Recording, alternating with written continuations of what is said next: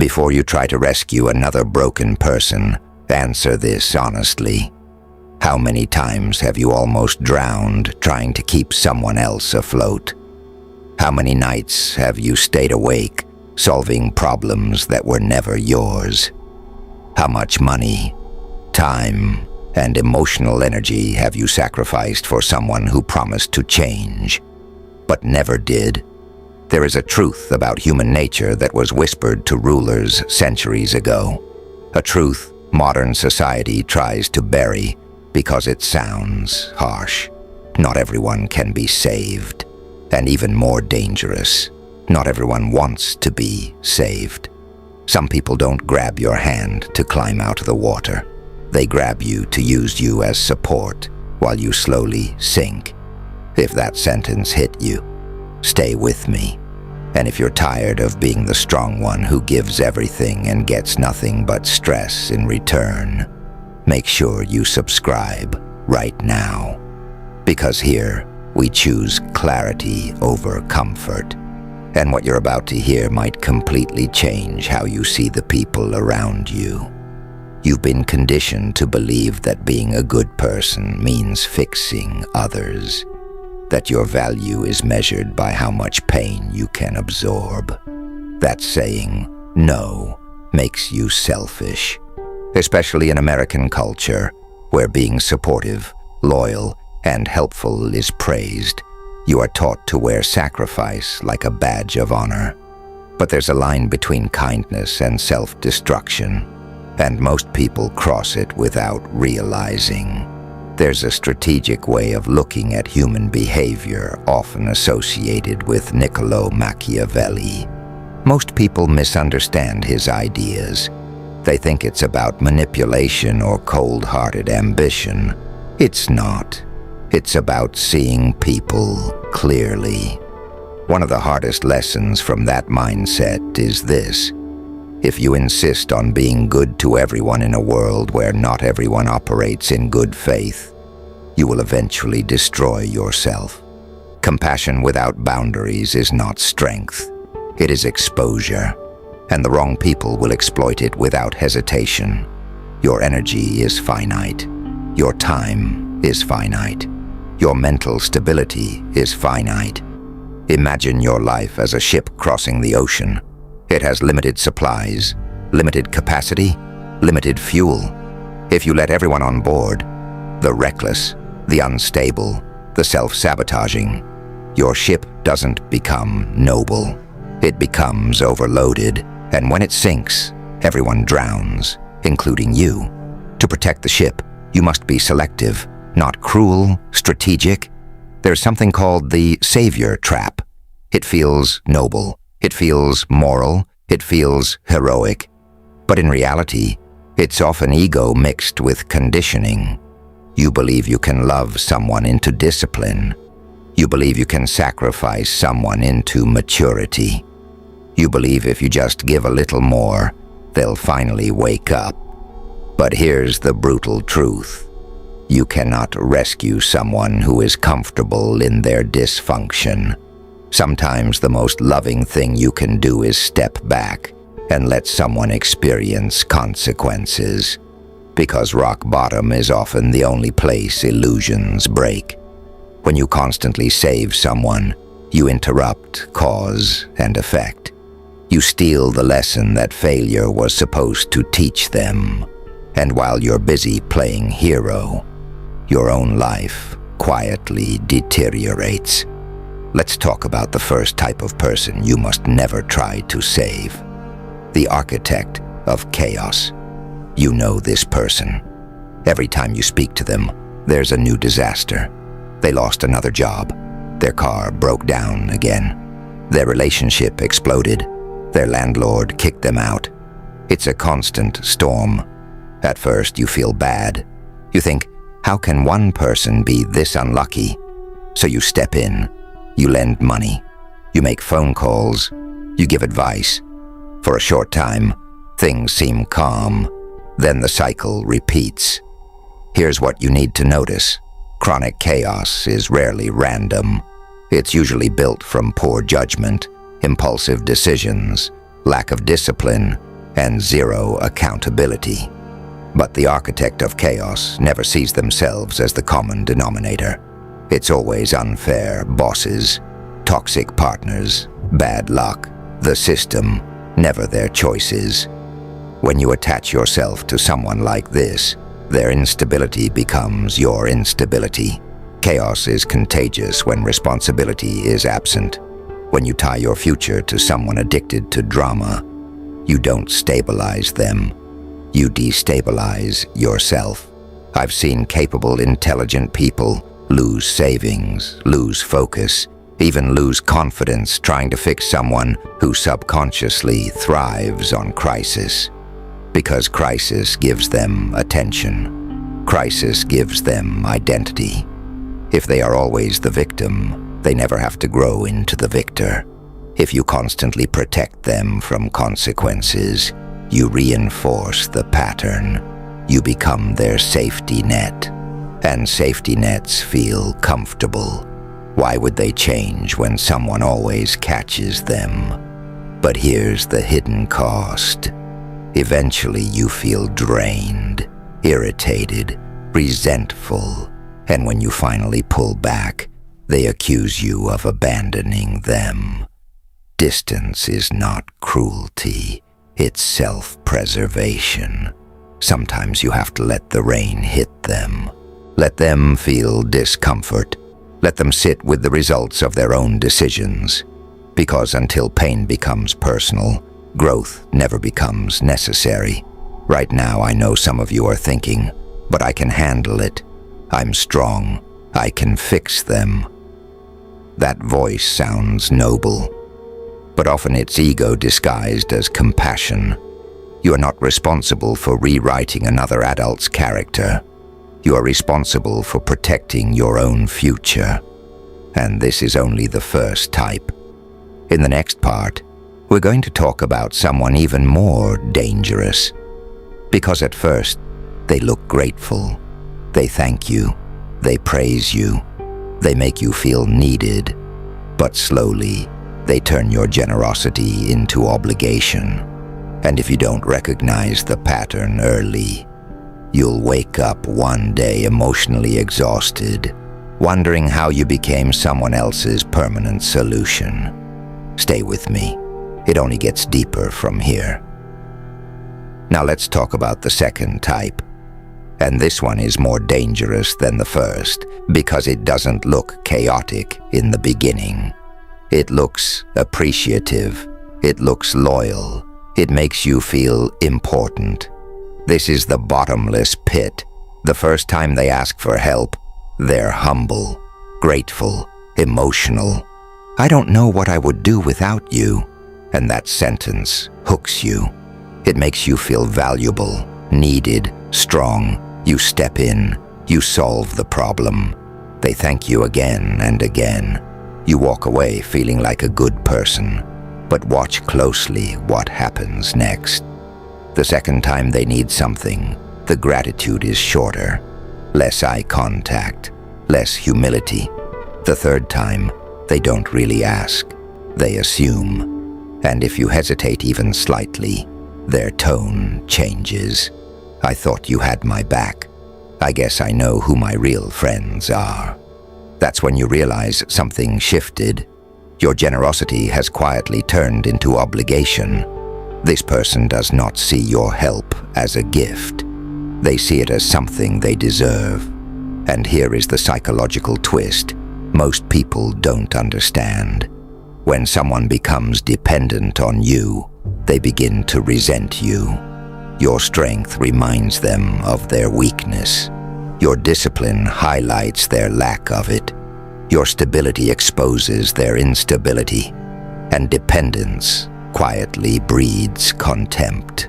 So while they take your time, your money, your emotional support, something darker grows underneath. They feel small around you. And instead of becoming stronger, they protect their ego by minimizing you. Have you ever noticed that the people you helped the most sometimes speak the worst about you behind your back? That's not random. That's resentment trying to balance the power dynamic. The bottomless pit is not empty because of lack of resources. It is empty because of lack of character. No amount of support will ever be enough. You could give them money, connections, advice, second chances, third chances, and the void remains, because the void is entitlement. If you want to test someone like this, say no once, just once. A small request. Watch their reaction carefully. A healthy person respects boundaries. They might be disappointed, but they understand. The bottomless pit reacts differently.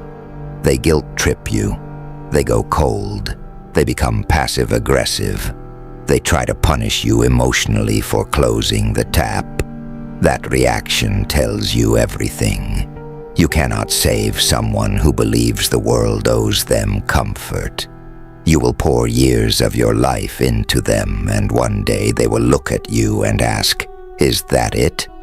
No matter how much you give, it will never feel like enough to them. And here's the deeper truth. By constantly rescuing them, you are not helping. You are creating a master-dependent dynamic, and human nature does not like dependence. It creates internal shame. That shame turns into quiet hostility. They might smile at you today, but deep down, they hate needing you. If you feel drained every time you interact with someone, pay attention to that signal. Your body recognizes imbalance before your mind does. Generosity should feel expansive, not exhausting. Now take a breath for a second. I know some of you are thinking about a specific person right now. Maybe it's a sibling, maybe it's a friend from high school, maybe it's a partner who always needs just one more chance. And part of you feels guilty even listening to this. You're thinking, but they've been through a lot. That may be true, but hardship does not justify entitlement. Pain does not excuse manipulation. You are not required to set yourself on fire to keep someone else warm. And here's something even more uncomfortable. Sometimes you help because it makes you feel superior, because being the rescuer puts you in control. It gives you identity. If you stop helping, who are you? That's a question most saviors avoid, but we'll come back to that later. For now, understand this. The bottomless pit will drain you slowly, not through chaos like the first type, but through constant need disguised as appreciation. They will never stand on their own as long as you keep holding them up. And we're only getting started. The next type is even darker. This one smiles at you, celebrates with you, pretends to support your success. But quietly, they are waiting for you to fall. And if you try to pull them up with you, they may be the very reason you lose everything. In the next part, we're stepping into the territory of envy. And this one destroys strong people from the inside out. Stay with me. Now we move into darker territory. The first two types drain you through chaos and entitlement. The third type drains you through something far more dangerous, envy. This is the Smiling Sabotager.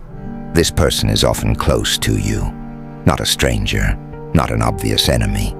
Sometimes it's the friend who started at the same level as you, the co-worker who used to struggle alongside you, the relative who grew up in the same house. At first, everything feels equal, but then something changes. You improve. You get disciplined. You level up. Maybe you get the promotion. Maybe you build the business. Maybe you fix your body, your finances, your mindset, and they don't. And that's when envy is born. Envy is quiet. It doesn't shout. It smiles. When you share good news, listen carefully to their response. "Oh wow, that's great, but are you sure it's stable?" That promotion sounds stressful. I heard those jobs burn people out. You met someone new? Just be careful. You always rush into things. On the surface, it sounds like concern. Underneath, it's doubt. They're planting seeds, not to protect you, but to shrink you.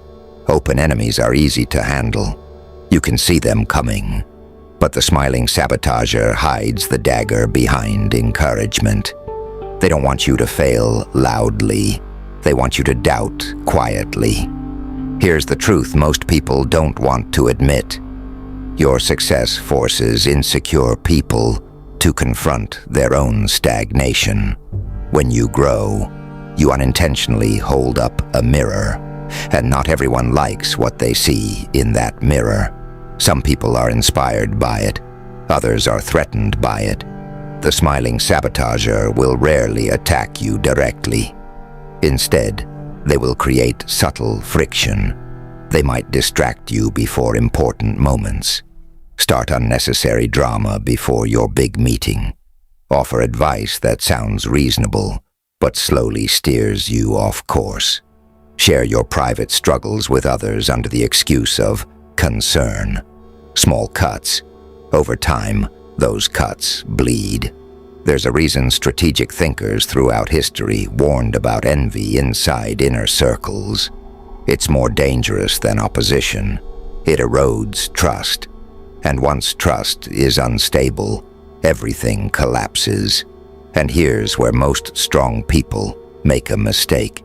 They try to bring the envious person up with them. They think, if I just help them win too, they won't feel insecure. But envy is not cured by generosity. It is triggered by comparison. You can hand someone opportunity after opportunity, and if their ego is fragile, your presence alone will irritate them. You cannot save someone who resents your growth. If you feel like you have to shrink yourself to keep someone comfortable, that's your warning. If you notice you hide your wins, downplay your success, or soften your ambition around someone, that's not humility. That's self-protection. Sometimes the smartest move is concealment. Move in silence. Share less. Speak less. Let your results speak publicly while your plans remain private. Not everyone deserves access to your vision. And this is hard. Because you care about them, because you have history, because you remember who they were before insecurity took over. But loyalty does not mean sacrificing your potential to preserve someone else's comfort. If someone celebrates your losses more than your wins, pay attention. The Smiling Sabotager doesn't need to destroy you directly. They just need to weaken your confidence. And once doubt enters your mind, you sabotage yourself. Now pause for a moment. Breathe. I know this part hits deep. Some of you just realized that certain supportive voices in your life have been subtly discouraging you for years. And that realization is uncomfortable. But we're not done. Because the next type is even more manipulative. This one doesn't use chaos. Doesn't use entitlement, doesn't use envy. They use sympathy. They come to you not with arrogance, but with tears. And if you are empathetic, kind, emotionally intelligent, this next one is the most dangerous of all. In the next part, we're talking about the professional victim. And if you've ever felt trapped by someone's constant suffering, you need to hear this carefully. Stay with me. Now we enter the most deceptive territory of all. Because this type does not approach you with chaos. They don't come with entitlement. They don't smile while secretly competing with you. They come wounded. They come fragile. They come crying. This is the professional victim. And you need to understand something very clearly. There are real victims in this world. People who go through tragedy, abuse, loss, injustice. Real pain exists, But the professional victim is different. A real victim wants relief. A professional victim wants identity. Their suffering becomes their personality. They tell their story often, with detail, with emotion, with dramatic pauses, and you feel compassion. Of course you do. You're human. They say things like, "You don't understand how hard it's been for me," or "I can't do that because of my anxiety, my trauma, my past." Every challenge becomes filtered through pain. At first, you step in gently. You listen, you support, you encourage, you offer solutions. But here's where the pattern reveals itself. Every solution you offer meets resistance. You suggest therapy. They say they tried it. You suggest discipline. They say they're too overwhelmed. You suggest accountability. They say you're being insensitive. You offer a ladder. They say their arms are tired. You offer a rope. They say it burns. You offer to pull them up. They go limp and make themselves heavier, because if they get better, they lose their identity. The professional victim survives on sympathy. Sympathy gives them attention. It gives them exemption from responsibility. It gives them a moral high ground where they are always the wounded one, and you are always the stable one. And as long as they are the wounded one, they never have to change. This is where kind, empathetic people get trapped. You think walking away makes you heartless. You think setting boundaries makes you cruel. But here's the dark reality. If someone builds their entire identity around being broken, your attempt to fix them feels like an attack, because healing removes their shield. And the moment you say, "I can't carry you anymore," something shocking happens. The soft victim turns into a wolf. Suddenly you are painted as the villain. They tell others you abandoned them. They rewrite the story so your exhaustion becomes betrayal. Why? Because every victim story needs a villain. And if you stop playing hero, you automatically get cast as the monster. That's the trap. You were never their partner. You were their audience. And once the audience leaves, the performance becomes pointless. Compassion without boundaries becomes self-harm. You are not helping someone by validating permanent helplessness. You are reinforcing it. Every time you rescue them, you teach them that weakness pays, that someone else will always absorb the consequences. Growth requires discomfort, and the professional victim avoids discomfort at all costs. They would rather stay fragile and supported than strong and independent. You cannot save someone who is emotionally invested in staying broken, and I know that hurts to hear, because your instinct is to protect. But protection without progress is prison. Now we move to the fifth type, and this one will test your patience, your logic, and your sanity. Because this person doesn't cry. They don't beg. They don't manipulate with sympathy. They argue. They debate. They refuse to learn. This is the arrogant fool. This is not someone who lacks intelligence. Intelligence can grow. This is someone who refuses correction. Someone who falls into the same hole over and over and blames the ground every time. You see the pattern clearly. They choose the wrong relationships. They invest in obvious scams. They start fights they can't finish. And because you care, you warn them. You show them evidence. You explain calmly. You try logic. And what happens? They argue with you. They twist facts. They defend terrible decisions. They turn simple truths into long circular debates. They don't want clarity. They want validation. And when you don't validate them, you become the enemy. Understand this powerful lesson. You cannot use logic to pull someone out of a position they didn't use logic to enter. The arrogant fool doesn't want wisdom. They want ego protection. If you try to correct them, they label you condescending. If you challenge them, they say you're negative. If you distance yourself, they say you think you're better than them. And when they finally crash, and they will crash, they won't reflect. They'll blame timing, blame luck, blame other people, maybe even blame you for not supporting them properly. Stop dulling your mind trying to sharpen someone else's. Silence is stronger than argument. Let reality teach them. Reality does not debate. It delivers consequences. Save your advice for people who ask for it. For people who can say, "I don't know, teach me." Wisdom forced on a closed mind turns into conflict. And now, we arrive at the final type in the next part.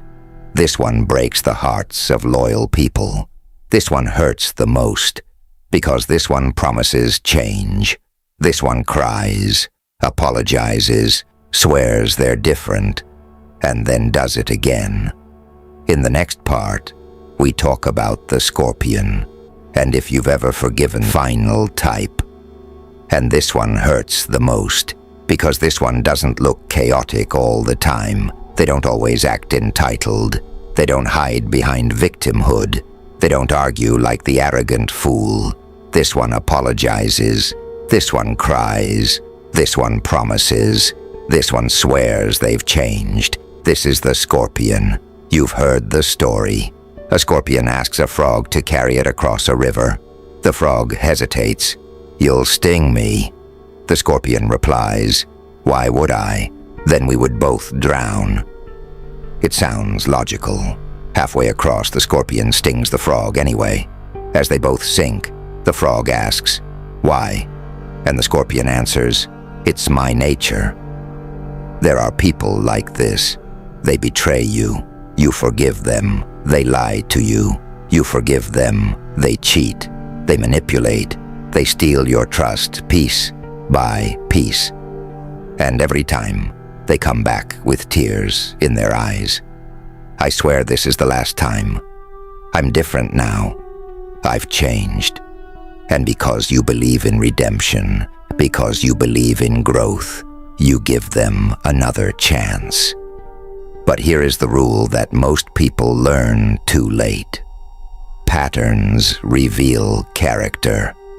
There's a strategic principle often echoed by thinkers like Niccolò Machiavelli. People rarely change their core nature. Behavior repeated becomes habit. Habit becomes identity. And the best predictor of future behavior is past behavior. When you shield the scorpion from consequences, you are not helping them evolve. You are training them. You are teaching them that they can sting you and still survive. That no matter what they do, you will stay. And every time you take them back, something inside you weakens. A piece of self-respect erodes. And here's something even more painful. They respect you less each time you forgive what should have ended things. Not consciously, maybe, but instinctively, because boundaries command respect. Tolerance of betrayal invites repetition. You think your forgiveness proves strength. Sometimes it proves you're afraid to let go. The scorpion does not misunderstand what they're doing. They calculate that your loyalty is stronger than your standards. They know you want to believe in the good inside them, and they use that hope against you. At some point, you have to perform the hardest act of all, the cut. Not slowly, not partially, not, let's just be friends, clean, final, because a poisonous connection cannot be managed. It must be removed. It will hurt. It will feel like tearing off your own arm. But if that arm is infected, keeping it costs you your life. The scorpion cannot be saved. It can only be avoided. Now step back and look at the full picture. The architect of chaos, the bottomless pit, the smiling sabotager, the professional victim, the arrogant fool, the scorpion. 6 patterns, 6 warning signs, and if you're honest, you can see at least one of them in your life right now. Maybe in your phone contacts, maybe at your dinner table, maybe in someone you've been trying to fix for years. And here's the part that makes most people uncomfortable. If you apply this knowledge, some people will call you selfish. They'll call you cold. They might even call you manipulative. Let them. What the weak call selfishness, the wise call self-preservation, what the emotional call coldness, the disciplined call clarity. You must transition from savior to sovereign. A savior jumps into the waves and drowns trying to rescue everyone. A sovereign builds a lighthouse. He stands tall. He shines light. But he does not chase swimmers into the storm. Those who truly want safety will swim toward the light. Those who choose chaos will disappear into it. But the lighthouse remains standing. When you stop trying to save the unsavable, something powerful happens. Your anxiety decreases. Your focus sharpens. Your finances improve. Your health stabilizes. Your energy returns. Because you are no longer leaking life force into black holes. And in that clarity, you'll find something surprising. You actually become more capable of helping the right people. The ones who take responsibility. The ones who grow when supported. The ones who respect your boundaries. That is real power. Not the power to endure endless pain. The power to choose who deserves access to you. But there's one final shadow we need to address. After you cut off the chaos, the entitlement, the envy, the manipulation, the arrogance, the betrayal, you might find yourself alone in a quiet room. And in that silence, you'll face something uncomfortable. You'll face yourself. Because sometimes the reason we try to save others is not just compassion, it's distraction. If we're busy fixing someone else, we don't have to confront our own unresolved wounds. We don't have to face our own weaknesses. We don't have to ask why we tolerated so much in the first place. That reflection is deeper work. And we'll talk about that another time. For now, understand this clearly. You are not responsible for saving every soul you encounter. You are responsible for protecting the vessel that carries your own. If this message opened your eyes, don't keep it to yourself. Share this video with someone who needs to hear it. Drop a comment below and tell me which type you've dealt with the most. I read them, and if you've made it this far, you're not average. You're aware. Subscribe if you haven't already, because most people avoid conversations like this. They prefer comfortable illusions, but if you're still here, you're choosing clarity. And clarity is power.